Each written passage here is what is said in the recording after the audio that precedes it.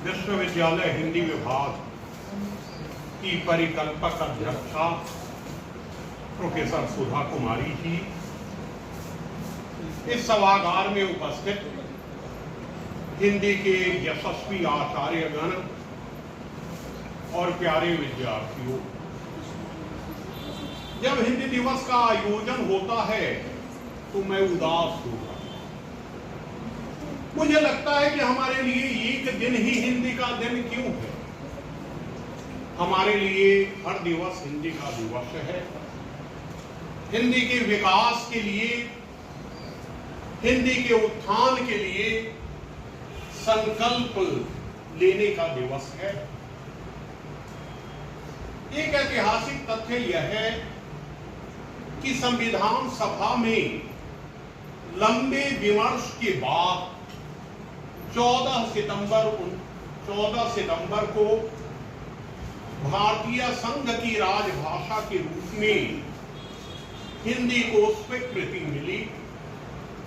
लेकिन राजभाषा के रूप में हिंदी आज कहां है, यह विचारणीय प्रश्न। एक समय था जब हम लोग बच्चे थे तो सुनते थे कि विश्व में हिंदी बोलने वालों की संख्या तीसरे स्थान पर है। लेकिन 2015 का जो सर्वेक्षण हुआ, उस सर्वेक्षण ने यह सिद्ध किया कि हिंदी जानने और बोलने वालों की संख्या विश्व में पहले स्थान पर है। विश्व की कुल आबादी का 18% हिंदी भाषी लोगों की आबादी है। इस समय विश्व में 240 देश हैं। 195 देशों को संयुक्त राष्ट्र संघ की मान्यता है। 206 देश ऐसे हैं जहां हिंदी बोली और समझी जाती। कहीं उसका प्रतिशत अधिक है, कहीं प्रतिशत कम है, लेकिन हिंदी विकसित हो रही है। और हिंदी के विकास में प्रवासी भारतीयों का योगदान है और उन लोगों का योगदान है जिन्होंने हिंदी की शक्ति को, हिंदी की वैज्ञानिकता को स्वीकार किया है। वारानिकोट, केलिशेव जैसे विदेशी विद्वान इस क्रम में उल्लेखनीय हैं। इस देश में धर्म प्रचार करने आए फादर कामिल बुर्के, और यहां आने के बाद उन्होंने संस्कृत और हिंदी सीखी। हिंदी से उन्होंने एमए किया इलाहाबाद विश्वविद्यालय से, और राम कथा पर उन्होंने शोध कार्य। उस समय विधान यह था कि हिंदी का शोध प्रबंध भी इलाहाबाद विश्वविद्यालय में अंग्रेजी में जमा हो। फादर कामिल बुर्के ने इसका विरोध किया और उनका शोध प्रबंध वहां हिंदी में जमा हुआ।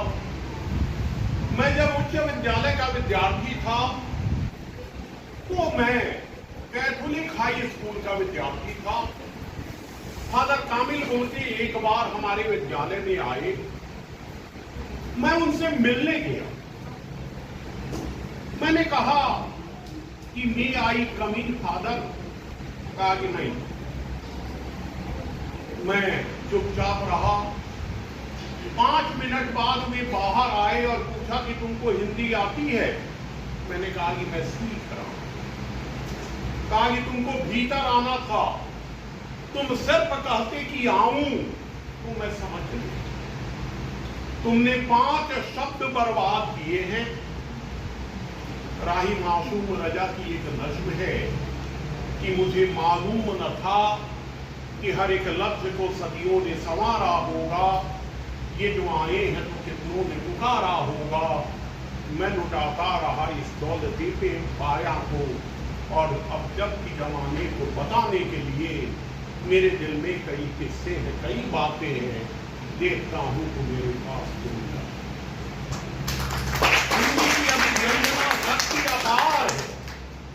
कम शब्दों में हम बहुत कुछ व्यक्त कर सकते हैं।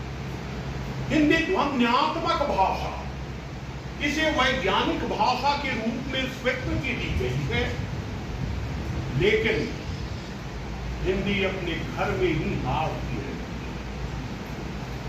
जब राम मनोहर लोहिया गए वर्लिन विश्वविद्यालय में शोध कार्य करने, तो अपने शोध निदेशक के पास दूभाष क्या लेकर गए। निदेशक ने कहा कि मैं शोध कार्य नहीं करा सकता, मुझे अंग्रेजी नहीं आती है और कैंडिडेट को जर्मन भाषा। राम मनोहर लोहिया ने पहले जर्मन भाषा सीखी और उसके बाद वहां उन्होंने शोध किया।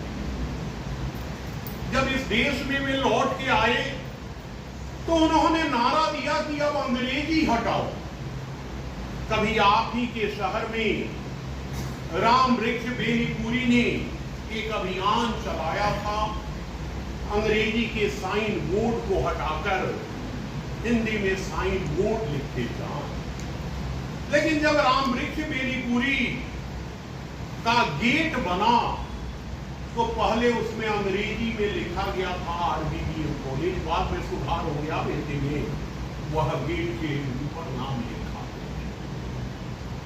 राम मनोहर लोहिया के प्रयास से हिंदी भाषी क्षेत्र हैदराबाद में 1949 में कल्पना नाम की पत्रिका निकली।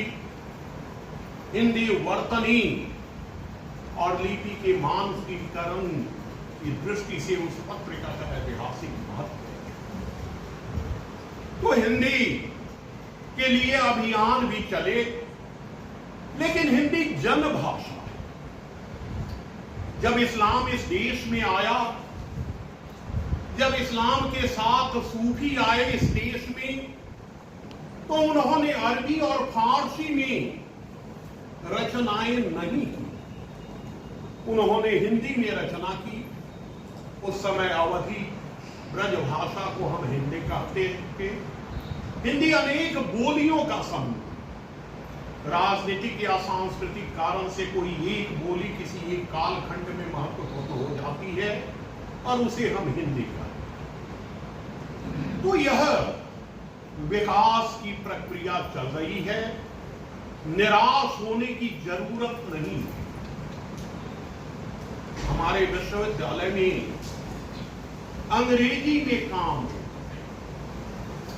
काशी हिंदू विश्वविद्यालय, जहां के पूर्व विद्यार्थी राकेश रंजन यहां बैठे हुए हैं, वहां से कोई पत्र भी आता है तो हिंदी अंग्रेजी दोनों में होता है।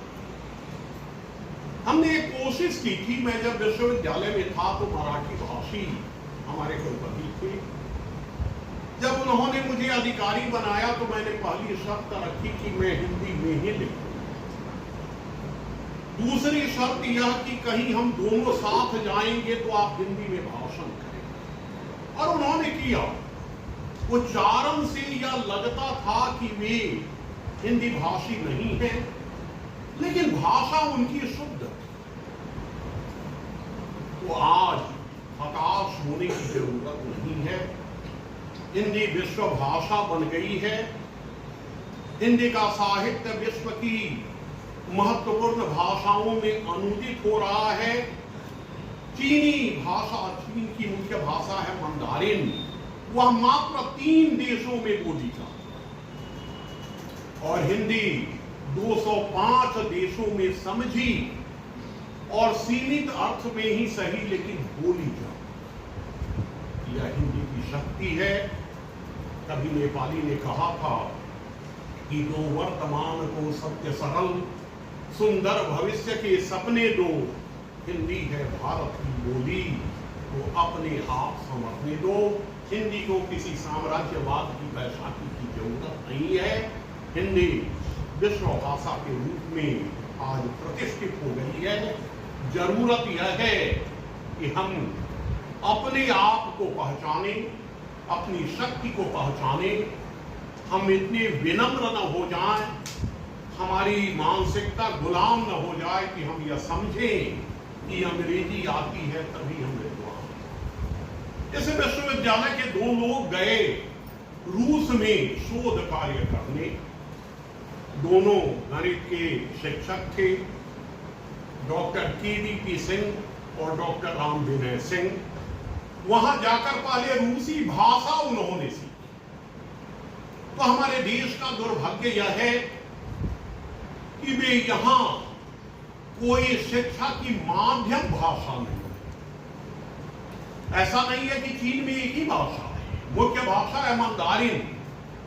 हमारे देश में बहुभाषिकता है, हिंदी राष्ट्रभाषा भी है, हिंदी संपर्क भाषा भी है। मैं एक बार बंगाल गया, विश्व भारती में परिशोधन समिति की बैठक में भाग लेने।